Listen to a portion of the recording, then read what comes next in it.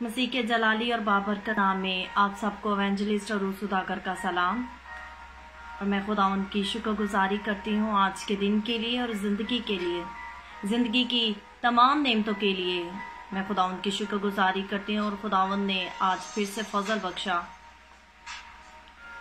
कि मैं आपके साथ कलाम की बातों को शेयर कर सकूं। और मैं आज का मेरा टॉपिक है कि हम किस तरह बहुत कीमती हैं, वी आर प्रेशियस। आज का मेरा यही टॉपिक है। तो मैं आपके साथ एक कहानी को शेयर करना चाहूँगी जिसकी वजह से आप सब बरकत पाएंगे और मैंने खुद भी बहुत बरकत पाई। एक बच्चा था और उसको अपने घर में स्टोर रूम में एक घड़ी मिली। जब उसको वो घड़ी मिली और वो अपने पापा के पास आया, अपने पापा के पास आकर कहने लगा, पापा ये घड़ी किसकी है? और उसके पापा ने उसको बताया, बेटा ये घड़ी तुम्हारे परदादा की है। और उसने कहा कि ये घड़ी तुम्हारे परदादा की है और ये बहुत कीमती और बहुत ख़ास है। और उस बच्चे ने सोचा क्यों ना मैं इस घड़ी को सेल करूं। और वो कहता है कि पापा मैं चाहता हूं कि मैं इसको सेल कर दूं। और उसके पापा ने कहा ठीक है तुम इसको सेल कर दो, लेकिन इसके लिए तुम्हें इसका अच्छा चुनाव करना पड़ेगा। तो वो बच्चा अपने घर से निकल पड़ा उस घड़ी को सेल करने के लिए। और सेल करने के लिए जब वो अपने घर से बाहर निकला तो वो सबसे पहले पॉन शॉप पर गया। जैसा कि आप जानते हैं कि पॉन शॉप पर नशा बिकता है। और वो पॉन शॉप पर चला गया और उसने जाकर उस दुकानदार को ये घड़ी दिखाई और उसने कहा कि भैया तुम मुझे इसके कितने पैसे दोगे? उसने कहा मैं तुम्हें इसके $10 दूंगा। जब उसने $10 का नाम सुना तो वो बहुत मायूस हुआ और उसने कहा no no no no no, मैं तो $10 में तुम्हें ये घड़ी नहीं दूंगा। और वो उसे घड़ी लेकर दूसरी राह चल पड़ा। और चलते चलते उसको रास्ते में बार नजर आया। और जब वो, जैसा कि आप जानते हैं कि बार में भी नशा बिकता है, तो वो बार में भी गया। और जब वो बार में गया तो उसने वहां पर भी जाकर उस आदमी को घड़ी दिखाई और उसने कहा कि भैया तुम मुझे बताओगे कि क्या तुम मुझे इसके कितने पैसे दोगे?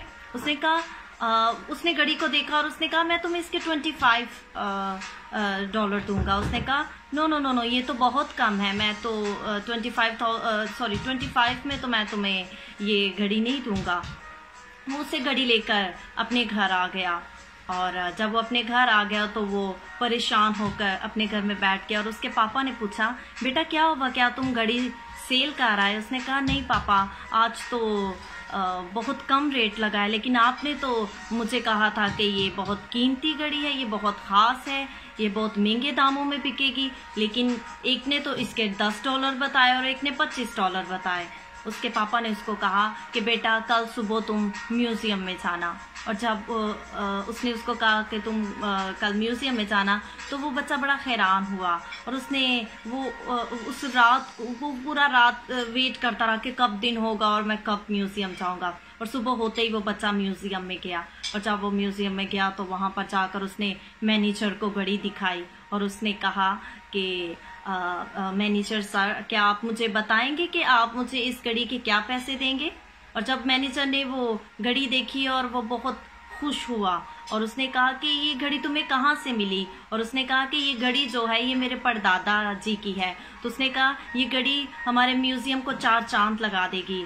तो वो बच्चा ये सुनकर बहुत खुश हुआ और हैरान भी हुआ कि ये बातें मुझे पॉन शॉप वालों ने नहीं कही और ना ही मुझे बार में ऐसी बात कही है, ये मुझे म्यूज़ियम में ही ऐसी बात क्यों कही गई है? और वो बच्चा कहता है कि आप मुझे इसके क्या पैसे देंगे, क्या कीमत आप मुझे इसकी देंगे? तो मैनेजर ने कहा कि मैं इसके तुम्हें $25,000 दूंगा।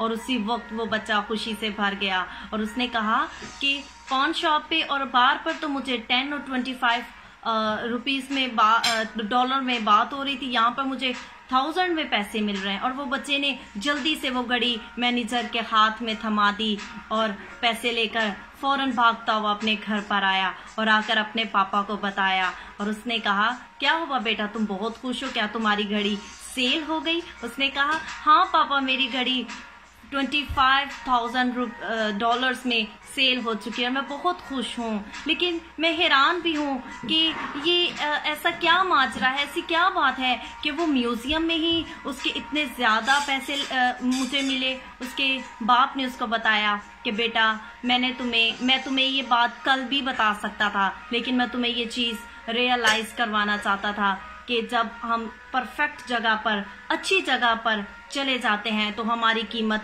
बढ़ जाती है। इसी तरह मैं तुम्हें ये भी समझाना चाहता हूँ कि जब हम यीशु के लहू में छुप जाते हैं तो हम आम से हास बन जाते हैं। और आज का मेरा भी यही टॉपिक है कि वी आर प्रेशियस, हम कीमती हैं। हम किस तरह कीमती हैं? जब हम अपने आप पर बरे का लहू मांग लेते हैं, जब हम बरे के लहू में छुप जाते हैं तो हम हास हो जाते हैं। उसका लहू हमें प्रोटेक्ट करता है। आज मैं आपसे यही कहना चाहती हूँ, बेशक कोरोना वायरस है, कोरोना वायरस हमें कुछ नहीं कह सकता। अपने घर की खिड़कियों चौखटों पर बरे का लहू मांगिए, अपने खाने पीने वाली चीज़ों को ब्लेस कीजिए, अपने बच्चों को, अपनी फैमिली पर बरे का लहू मांगिए, क्योंकि वह लहू बेशकीमती है। और इसी तरह मैं खुदा के कलाम में से आपके साथ इस वर्स को शेयर करना चाहूंगी, जैसा कि पहला कुरिन्थियों उसका 6 बाब उसकी 20वीं आयत में लिखा है, क्योंकि कीमत से खरीदे गए हो।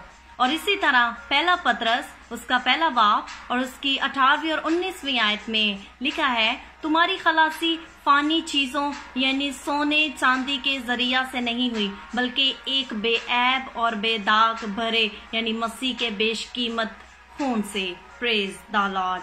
तो आप खुदा के कलाम में, खुदा का कलाम सच्चाई है, खुदा सच्चाई है, तो आप खुदा के कलाम से इस चीज को पढ़ सकते हैं कि हम किस तरह कीमती हैं। हम खुदावंद यीशु के लहू से खरीदे गए उसके बेटे बेटियां हैं और हम आम से हास बन जाते हैं।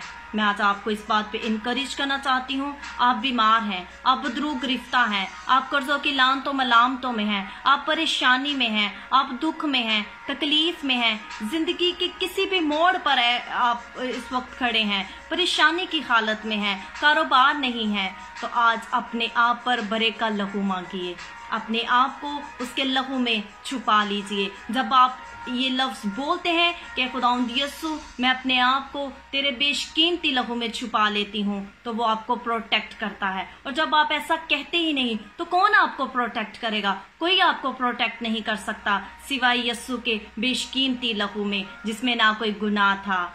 हम खुदावंद की शुक्रगुजारी करते हैं आज के दिन के लिए। मेरा ईमान है कि आपने स्टोरी के जरिए बहुत बरकत पाई होगी और मैंने खुद भी ज़ाती तौर पर इस स्टोरी से बहुत बरकत पाई। अपने घरों में रहिए, सेफ रहिए, मेरे पेज को लाइक कीजिए, फॉलो कीजिए, शेयर कीजिए। God bless you all.